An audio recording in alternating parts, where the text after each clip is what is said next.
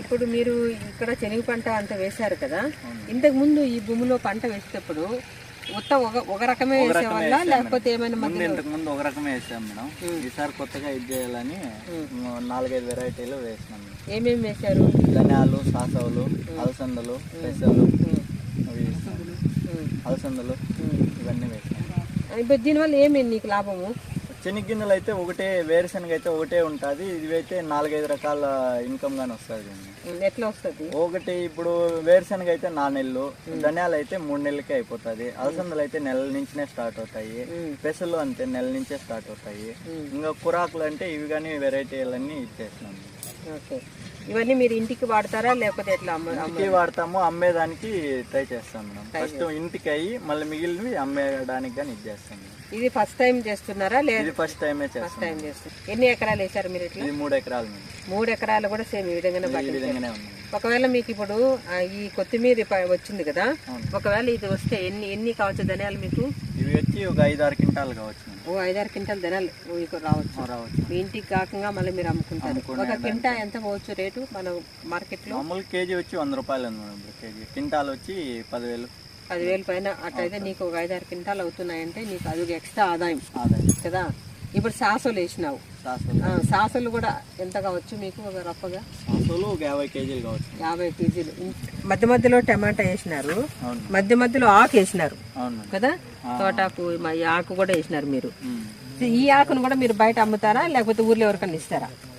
అయితే ప్రజెంట్ మాకే ఇచ్చేస్తాము, రైతులకు అడిగిన వాళ్ళకి ఇస్తాము, లేదంటే ఇచ్చేస్తాము. ఓకే, ప్రజెంట్ అయితే మీరు వాడుకుంటూ మీ ఊర్లో వాళ్ళకి ఇస్తాము వాడుకోవడానికి.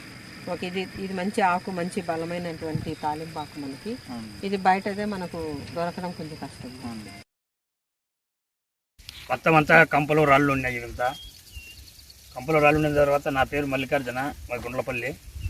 కంపలు రాళ్ళు ఉన్న తర్వాత మన పోటీ సంస్థ తరఫున డైరెక్టర్ మేడం లలితమ్మ గారు ఇక్కడ ఒక పల్లెలో ఈ భూములన్నీ డెవలప్మెంట్ చేస్తామనే విషయం పైన అందరిని కూర్చొని మీటింగ్ పెట్టిన తర్వాత ఎవరూరు ల్యాండ్ ఎంత ఉండాలి, ఎవరికి ఎంత ఇంగడించాలా, ఎంత సదును చేయాలా, వాళ్ళకు ఏమి అంతర పంటలు పెట్టడానికి ఏమి చేయాలని చెప్పి విషయం పైన మేడం గారు మాట్లాడి మాకు బండ్లు పెట్టినారు, జేసీబీలు పెట్టిన తర్వాత మొత్తం అంతా ఇట్లా ఈ మాదిరిగా సదరణ చేసుకున్నాం సార్. సదరణ చేసుకొని అన్ని ఎక్కడొక్కడ చెట్లు, కంపలు, తర్వాత రాళ్ళు తొలగించుకొని ఈ వీటిలో ఇప్పుడు మేము పంట పెట్టినాం. ఇదే నేను చేసిన విధంగా ఇక్కడ గుండ్లపల్లిలో ఉండే వాళ్ళందరూ కూడా ఈ ప్రకృతిని అందరూ ముందుకు తీసుకుపోయి ఈ డెవలప్మెంట్ చేసుకొని ఒక స్థాయిలో ఉండేదానికి మన మేడం గారు అంతా కృషి చేసింది కాబట్టి దీన్ని ఇంకా ముందుకు పోయేదానికి మేడం గారు మంచి సలహాలు, సూచనలు ఇస్తున్నారు. కానీ దీన్ని మేము కూడా మా గ్రామంలో ఉండే వాళ్ళందరూ కూడా తెలియజెప్పి ప్రకృతి వ్యవసాయమే మనకు లభిస్తుంది తప్ప వేరే విధంగా ఆ మందులు తెచ్చుకొని వేసినామంటే ఆ అప్పులు ఎక్కువ పంటలు రాక చాలా ఇబ్బందికరంగా కూడా. అది రేట్లు కూడా చాలా ఇప్పుడు కూడా 70-60 అమ్ముతున్నాయి. 20 కేజీల బాక్స్ 70-80 రూపాయలు అమ్మితే ఏ విధంగా మేము రైతులు అప్పులు కట్టాలా? కాకపోతే ఈ ప్రకృతి వ్యవసాయం పైన అందరిని కూడా మేము మాట్లాడి అందరిని కూడగట్టి నేనే ఈ సాగు ఎట్ల మాదిరి చేసుకున్నాను, జొన్నలు చల్లుకొని లోటరా పెట్టేసి అంతా రెడీ చేసుకున్నాను. ఈ విధంగా కూడా అందరితో కూడా చేయించేదానికి మేడం తరపున మీ సంస్థ తరపున రమణ సార్ చెప్పిన విధంగా మేము ఫాలో ఇచ్చామని. ప్రకృతి వ్యవసాయానికి రసాయన వ్యవసాయానికి ఖర్చులో కూడా తేడా ఏమన్నా ఉందా? ఖర్చు తక్కువే సార్. ప్రకృతి వ్యవసాయం ఖర్చు తక్కువ సార్. ఖర్చు ఇప్పుడు పంట తక్కువ సార్ మాకు. ఇప్పుడు ప్రభుత్వాలు కూడా మొన్న స్ప్రింకర్లకు తక్కువ డీడీ కట్టింటే, ఎస్సీ వాళ్ళని తక్కువ డీడీ కట్టింటే స్ప్రింకర్లు వచ్చినాయి. లేదంటే మేము నీటితో కూడా చాలా ఇబ్బంది పడేవాళ్ళం. కాకపోతే స్ప్రింకర్లు దానివల్ల ఈరోజు చిన్న 3 ఎకరాల పంట కూడా తీసుకునేదానికి ప్రయత్నం చేశాం సార్. అందువల్ల ప్రకృతి వల్ల మనం ఈ రూట్లోకి పోతే తప్ప పంటలు చేయలేము సార్. కాకపోతే మీ సహకారంతో మేము ఖచ్చితంగా ముందుకు పోయి మా ఆరోగ్యాలు కాపాడుకుంటాం, ప్రకృతిని ముందుకు తీసేందుకు సిద్ధంగా ఉంటామని మీకు తెలియజేస్తున్నాం సార్. ఇప్పుడు నువ్వు ప్రకృతి వ్యవసాయ గ్రూపు లీడర్గా అందరికీ అవగాహన చేస్తాను? ఖచ్చితంగా అందరికీ అవగాహన చేస్తాను సార్. ఇప్పుడు నా గ్రూపులో 14 మంది ఉన్నారు సార్. కాకపోతే అన్ని 30 గ్రూపులేమో ఉన్నాయి. కాకపోతే నా గ్రూప్లో 14 మంది ఉన్నారు.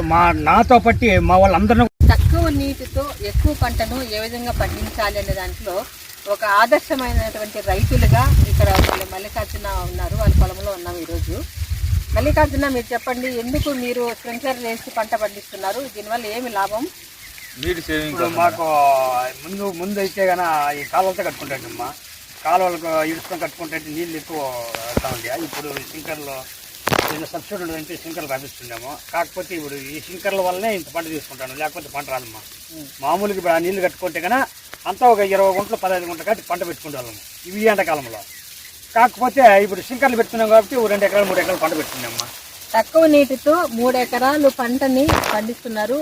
అంటే 1/2 ఎకరా పండించాల్సింది కాలువలు కట్టి నీళ్ళు కట్టాలంటే 1/2 ఎకరా వచ్చు. అట్లాంటిది ఇప్పుడు 3 ఎకరాలతో శనగ పంటను పండిస్తున్నటువంటి రైతులు ఉన్నారు తక్కువ నీటితో. ఈ విధంగా గుండ్లపల్లిలో ఉన్నటువంటి రైతులందరూ కూడా స్ప్రింక్లర్లు ఉపయోగించుకొని తక్కువ నీటితో ఎక్కువ పంటను పండిస్తున్నారు. తర్వాత వర్షం వచ్చినప్పుడు కూడా వీళ్ళు ఎక్కువ స్థాయిలో నీటిని ఏ విధంగా కాపాడుకోవాలి అనే పద్ధతులను కూడా పాటిస్తూ చేయడం జరుగుతుంది. యూరియా కాంప్లెక్స్ అలా తెచ్చి వేస్తుంటాము సార్. దానివల్ల ఖర్చు ఎక్కువ వస్తుంది, మనుషులకు బాగలేకుండా అయిపోతుంది. దానివల్ల అవి వదిలేసి ఇప్పుడు కషాయం ఎరువులు ఇస్తామని చెప్తున్నారు. మన పేడ ఎరువు అవి ఇవి వేసి పంట పెట్టుకుంటాము సార్. మా బిడ్డలు ఇంకా ఎవరికన్నా మా తర్వాత ఇంకా ఎవరికన్నా చెప్తాము. దానివలన మేము ఈ కషాయ ఎరువులే పెట్టి పంట పెట్టుకుంటాము సార్. మాది గుండ్లపల్లి కస్బ అర్జునగూడ సార్. మా తాతల ముత్తాతల నుంచి మేము ఇంగడ పుట్టుకోలేక బాధలు పడలేక ఏదో రాళ్ళు కొట్టేట్టు ఉంటే 38 ఎట్లా బీడు నింది, 38 బీడు నింది. ఎందు కోర్ ద్వారా సార్లు మేలు చేసి రాయి రబ్బీకిచ్చినారు. రాయి రబ్బీకిచ్చిన తర్వాత మేము పంట పెట్టుకున్నాము. మేము ఏదో మా బిడ్డలు పాపలు ఖచ్చితంగా ఉన్నాము సార్.